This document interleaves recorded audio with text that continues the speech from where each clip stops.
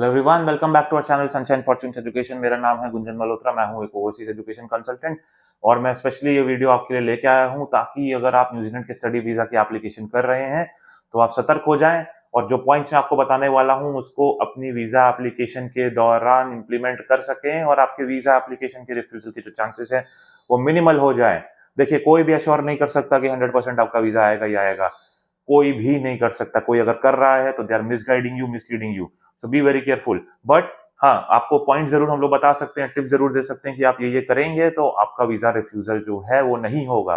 क्योंकि Australia, New Zealand, Canada, इन countries के cases में बहुत बार देखा गया है कि ऑटोमेटिक वीजा रिफ्यूजल भी हो जाती है जब वर्कलोड उनकी टीम पे बहुत ज्यादा होता है। इसीलिए कोई भी अश्योर नहीं कर सकता। But what we can assure you is आपकी प्रोफाइल विनिंग प्रोफाइल बनेगी। टिप्स हम लोग आपको देंगे जिसके बेसिस पे आपकी प्रोबेबिलिटी बहुत हाई हो जाएगी सक्सेसफुल होने की। और अगर रिक्वायरमेंट पड़ी और आप डिटेल्स में जाएंगे तो कहीं आपको मिस्टेक नहीं मिलेगी और आपकी जो एरर है वो कम से कम हो जाएगा।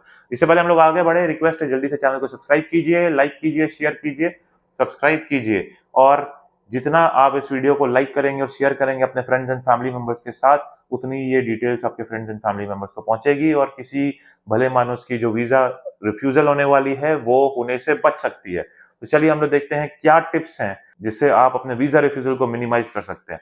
पहला पॉइंट जो मैं आपको बताना चाहूंगा वो मैं ये बोलूंगा that students should go through the contents of the course and website of the institution to get detailed information about the course or institution applied। एकदम डिटेल में जाइए, वेबसाइट में जाके चेक कीजिए, कोर्स का जो ब्रोशर है उसको चेक कीजिए, कौन कौन सा मॉड्यूल्स आपने पढ़ा पास्ट में और जिस कोर्स के लिए जाने वाले हो उसमें कौन कौन सा मॉड्यूल्स पढ़ने वाले हैं, उसके बीच का लिंक भी देखिए। और साथ के साथ मॉड्यूल्स के नेम्स को याद कीजिए। ए टू जेड आपको पता होना चाहिए, आपको इंस्टीट्यूशन के बारे में पता होना चाहिए, लोकेशन पता होना चाहिए, रैंकिंग पता होना चाहिए। साथ के साथ कितना पुराना इंस्टीट्यूशन है, किस कोर्स के लिए फेमस है, कितने कैंपसेस हैं, एटसेट्रा एटसेट्रा, ये सारी डिटेल्स आपके फिंगर टिप्स पे होनी चाहिए।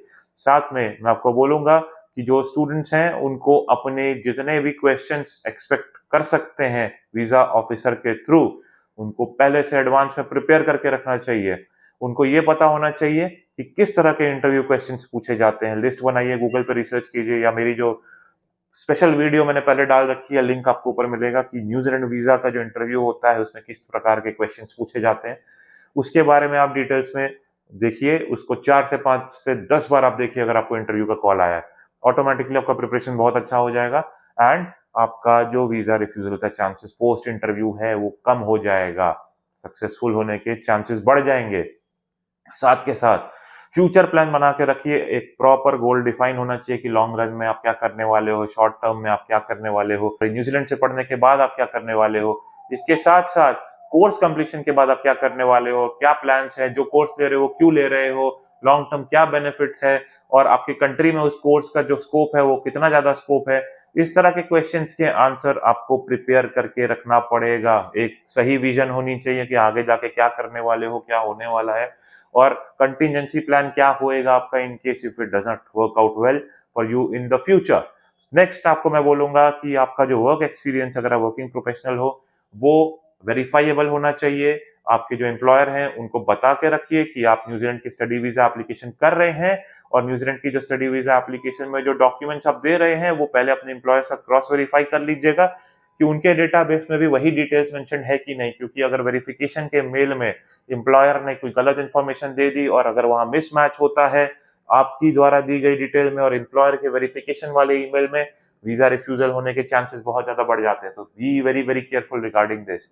इसके साथ आपको मैं ये भी बोलूंगा कि हमेशा जेन्युइन डॉक्यूमेंट दीजिए, कोई फेक डॉक्यूमेंट मत दीजिए, कोई वर्क एक्सपीरियंस मैनिपुलेटेड मत दीजिए, जो जेन्युइन है वही लगाइए।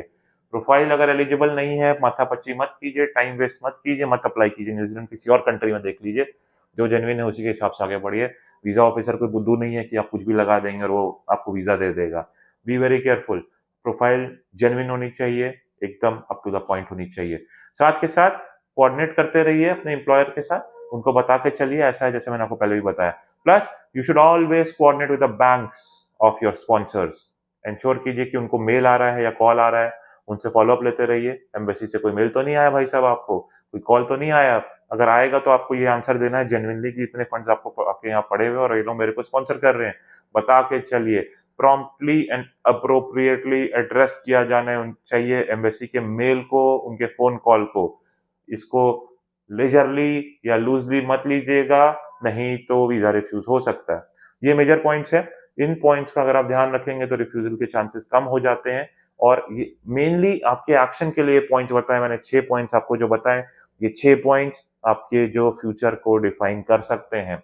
वीडियो पसंद आई, फ्रेंड्स को, फैमिली को बताइए हमारे बारे में, वीडियो को शेयर कीजिए, चैनल को लाइक कीजिए, चैनल को सब्सक्राइब कीजिए, चैनल को शेयर कीजिए, बेल आइकन पे हिट कीजिए और हम लोगों के साथ जुड़ने के लिए नीचे हमारी जो डिस्क्रिप्शन में डिटेल्स है, उस पे हम लोगों को कॉन्टैक्ट कीजिए।